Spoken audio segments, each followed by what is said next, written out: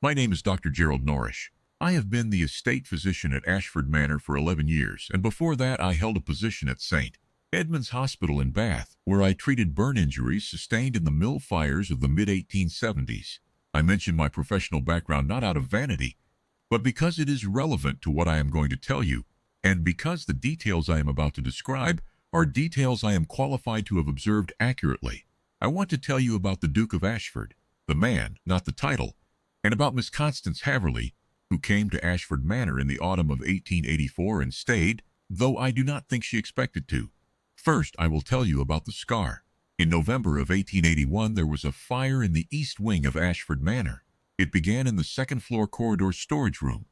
An oil lamp left too near paper records, the investigation concluded. The Duke was not supposed to be in the building when the alarm was raised. He was, by his own account, at the far end of the corridor, returning a set of estate survey documents he had been reviewing in his private study. By the time the household was roused, he had gone back into the corridor twice. Once to wake a footman who had not heard the first alarm and whose room was adjacent to the fire room, and once, and this is the part he did not report to the inquest, to pull Mrs. Garland's housemaid, who was frozen at the top of the back stairs, down the 2 flights by the hand. The second entry is where the burn occurred. The door handle to the back stairwell had been heated by the fire in the storage room. He used his left hand. I know this because I treated the injury, and because the housemaid, Betsy Ormer, told me what had happened in the hours immediately following while she was still in the state that produces honest accounts. She said, "He took my hand. He didn't say anything. He just took my hand and went fast, and I went with him because he was going fast and I didn't know what else to do." The Duke told the inquest that the door was hot and he burned his hand opening it. That is technically accurate. It is also the account of a man who found it simpler than the alternative.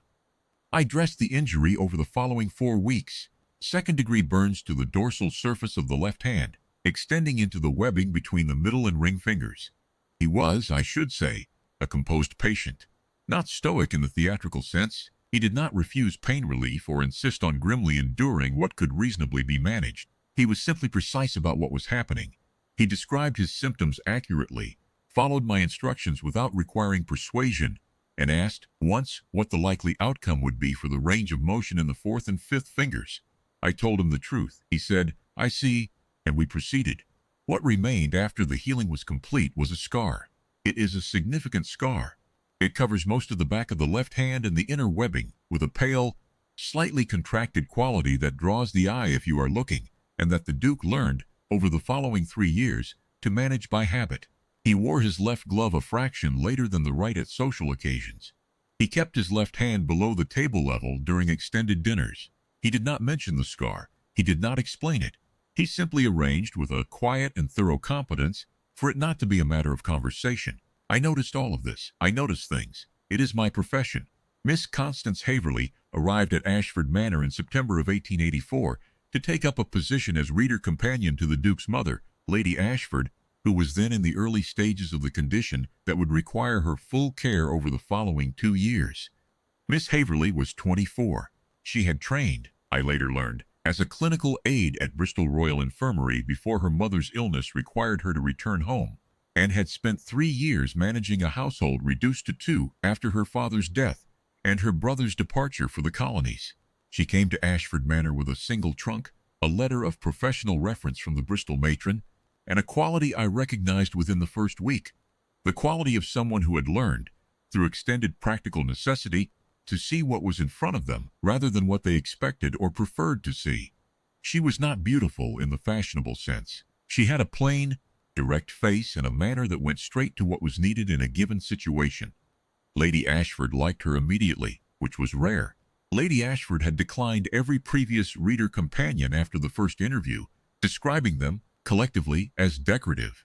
Miss Haverley she described as useful. I observed Miss Haverley over the first 2 months in the way I observe anyone new to a household where I have clinical responsibility, attentively at a distance, without particular expectation.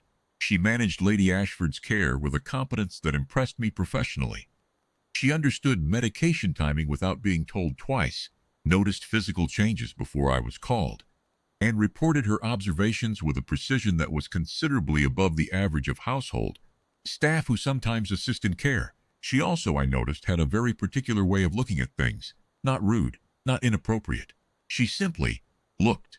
She observed the household with the uncomplicated attention of someone who had learned that accurate information was more useful than comfortable assumptions.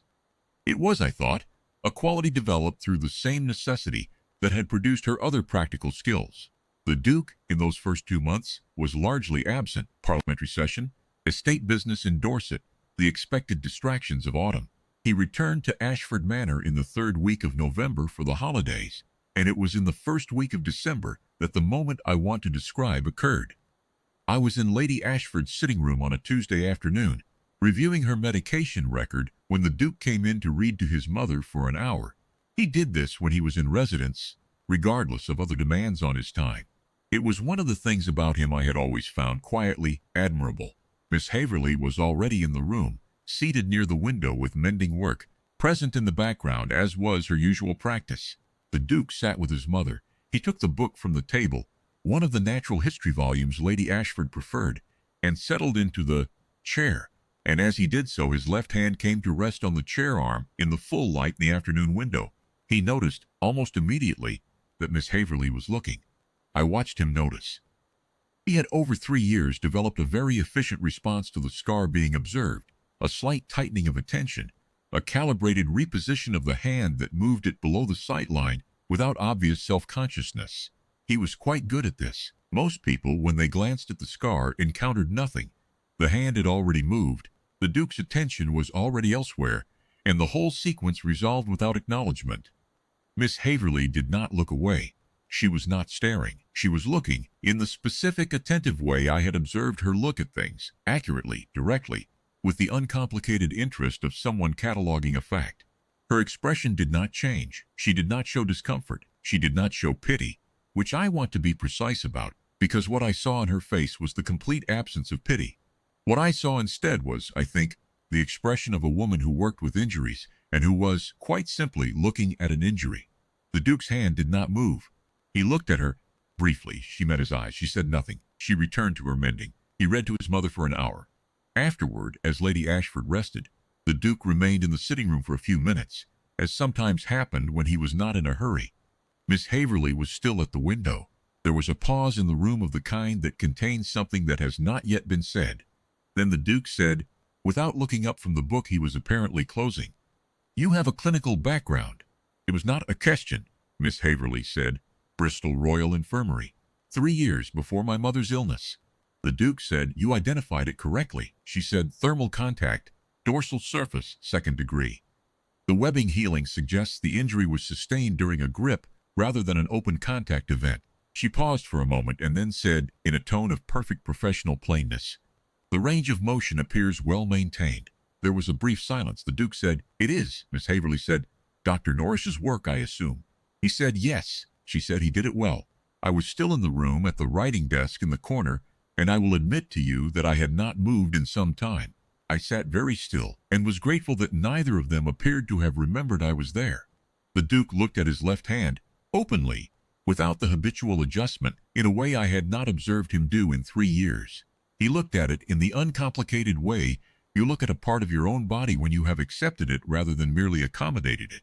He said, quietly to no one in particular, "I have not discussed it." Miss Haverley said, "I know."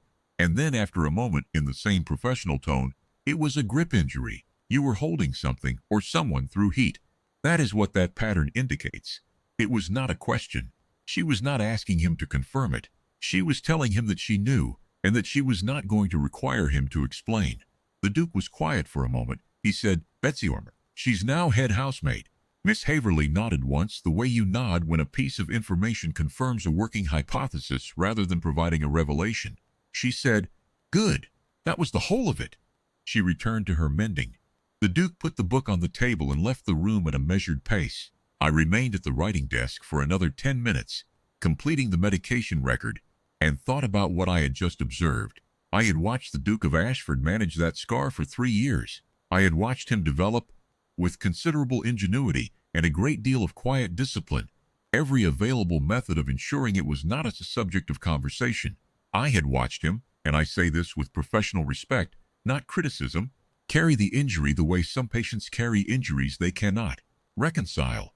With competence and without acceptance, Miss Haverley had looked at the scar the way she looked at everything, as a fact to be known rather than a circumstance to be managed. She had said what she understood without making it about herself, and she had required nothing from him in return. I have been a physician for 23 years. I know the difference between a wound that is healed and a wound that has been accommodated. I watched, in that sitting room on a Tuesday afternoon in December, the particular moment when the first becomes the second. What happened afterward is not mine to tell in detail.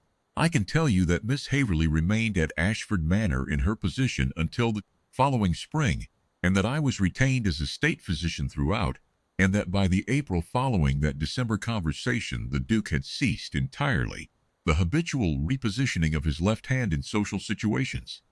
I can tell you that the following autumn Lady Ashford told me, with the satisfaction of someone whose most cherished theory has been confirmed, that Miss Haverley would be remaining at Ashford Manor in a different capacity. And I can tell you that at the dinner celebrating the engagement, the Duke's left hand was visible on the table in the full candlelight, and that no one at the table appeared to find this remarkable, and that Miss Haverley, seated beside him, did not appear to find it remarkable either, because she had never found it anything other than what it was, a fact, a real one. Some of the best ones are.